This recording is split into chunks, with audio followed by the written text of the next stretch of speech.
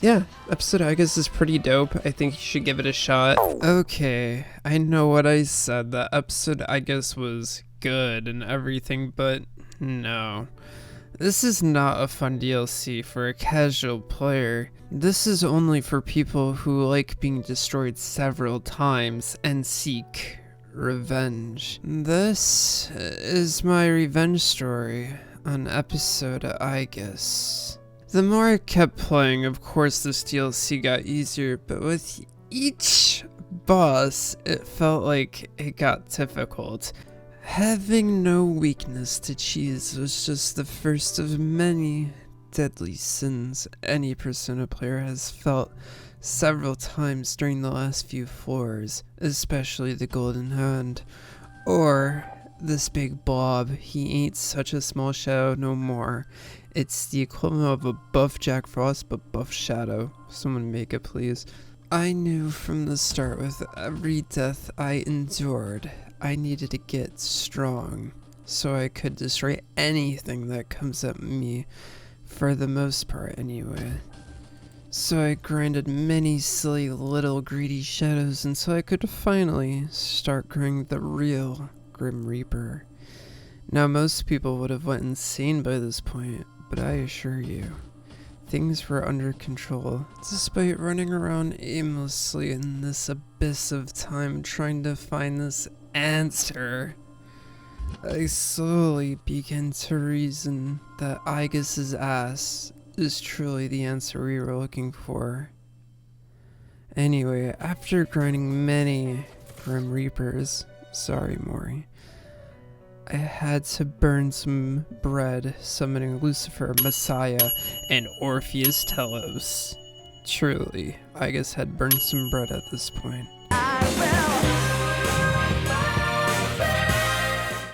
After a few more hours of building a team to the spec I was looking for, I knew I was ready to face any boss with one simple trick: Armageddon.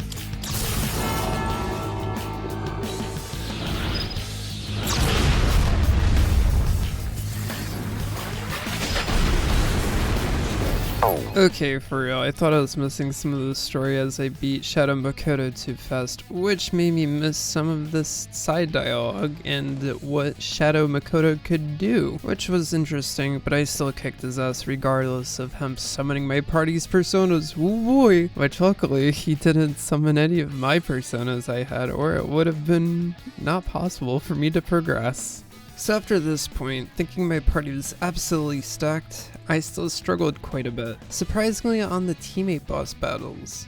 Now, I can go into great detail about how these bosses were really interesting, and honestly, going forward with the Persona series, I think they should have humanized bosses have Theurgy or Showtime events going forward, because I think it really does add an element of surprise.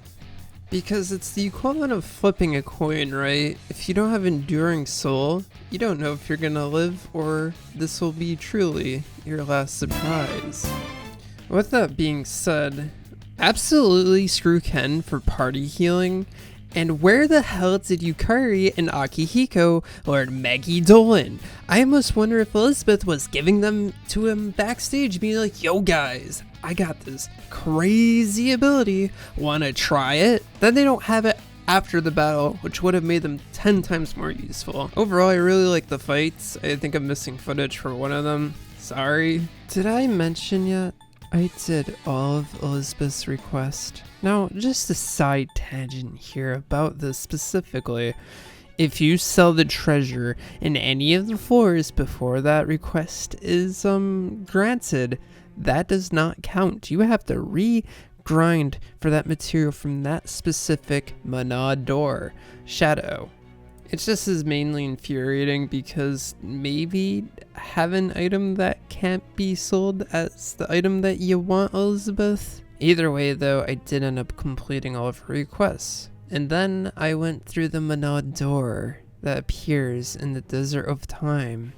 I was greeted by several bosses, which definitely require a bit of think skill because they are kind of a decent challenge in my opinion. Like the AI is pretty smart here, but is no match for Morning Star with Telos Orpheus and Max Magic. It definitely trimmed these HP bars down a bit, but speaking about that, I had an epiphany about these HP bars throughout this DLC, and that is, although yes, I played on hard mode and it made things a bit more difficult, which rather than making a challenge, it feels more of a sponge fest with these bosses, with a bit more unique aspects of how the enemies can somewhat make you a bit frustrated with certain strategies. Overall, when I got to Joker, which may be its own separate video, I'm not even sure yet, I was pretty drained of this DLC, so although I did try to beat him, I think the unwritten rules that insta-kills you is somewhat bad boss design, as it accounts for you already having broken builds and having the ultimate personas from every single party member. Like for instance, let's say you didn't spend time with Akihiko enough, you didn't get his, persona from spending time with him, with his social event thing. That's what I'm gonna call it. Hangout event, that's what it is. So if you didn't get that persona, or there's a specific persona, let's just use Akihiko as the example. If you didn't get that persona, you essentially can't finish the fight within 20 tries. I'm sure there's substitutes now and a lot more stuff coming out for these bosses, but overall there is one main strat, and that's what you have to follow, which is really ridiculous in my opinion. Although it is a challenge, just imagine for a second you don't want to look up anything about, the Elizabeth or the Joker fight. What are you supposed to do? Because there's nothing really going to guide you saying these are the rules, because these are literally all unwritten, and the only way to figure them out is through online. Granted, great, everyone uses the internet, I get that. It's not the PS2 days anymore where you have to go on GameFAQs and search some shit and look at some random dude's friggin' strategy with no video. Okay, I get that, but some people may just not want to look it up and try brute forcing their way to beat him. How are you supposed to beat him when you don't know what the hell the rule set is and he just keeps using Sinful Shell? Like, that is just my thought on that. It's just kind of a flawed boss design, just generally speaking, especially if you don't want spoilers. Not to say that the Elizabeth or the Joker fight's a spoiler, but you get what I mean. Like, let's say something happens at the end of the fight and you just got spoiled and now you're fighting this boss for no reason, because it's also not an achievement. So really, the willpower to fight this boss isn't even there for you. So the only way to exactly counteract this is, I think, a whole different system, or just like the battle system needs to be changed in such a way where these arbitrary rules don't need to exist, because right now it just doesn't feel great to fight ultimate bosses in this game. I really like doing it in, the classic Final Fantasy games like Ruby Weapon, for instance, fighting even just, let's go real-time combat, for instance, like the Kingdom Hearts bosses. Although there's like certain things that you have to do in those battles, you're not really subjugated to not having said thing equipped, or you can't use reflect in the boss, you know what I mean? So it's just like, I personally just cannot get behind the unwritten rules aspect of these boss designs. I really can't. I know that was a pretty long rant, but I needed to get it out because it was somewhat bothering me just towards the end of this DLC. But anyway, let's talk about the last boss, because bro would not stop spamming status effects, and although I had Orpheus Telos using Morning Star constantly with max magic, it just felt like it wasn't enough, because this dude's HP, again, was so exorbitantly, I just made that word up, just so large that like just my normal attacks, even with concentrate, wasn't doing enough. So I literally used an Armageddon to just take him down a notch, because oh my god, that boss would have lasted forever with him just spamming status effects.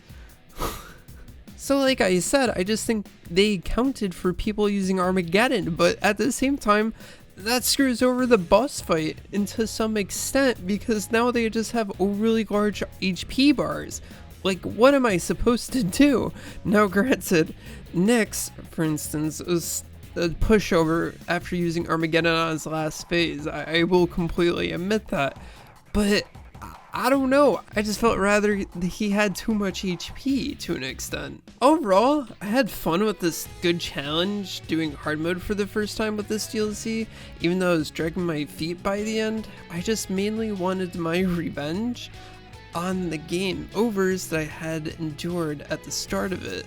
And although for the most part I did get revenge on that, I would say, it just, even with building my personas out and getting some decent skills in there and having some kind of awesome builds, like for the first time that I have been doing, like I'm accomplished in that. I know someone who's probably built some cool personas before is probably like laughing at mine, but hey, it was my first time doing it and I just kind of went with what I felt worked the best. But overall, I just hope in the next Persona game, when they add extra content potentially, I hope they do not have just exorbitant HP bars. I think they did this to fall in line with the original, that's fine. It's just, I think this was like a main thing that I did not like about this DLC, because it just made everything 10 times grindier. And what I said with the, you know, bosses that have arbitrary rules, of course, that I just hope they have a different system in place where they don't need to implement arbitrary rules. Anyway, thank you so much for watching this video all the way through. I just kind of want to get my thoughts about episode Aigis out here as I finally beat it. I know it's already close to Metaphor's release, so maybe this video won't be so relevant, but I don't know, hopefully someone watches it and it makes them laugh and happy. I don't know. Also, thank you to Sonic Andres for being a consistent member to the channel. He's a real one, he's a homie, he's a bro. He's my friend. But anyway, thank you guys again for watching, and I'll see you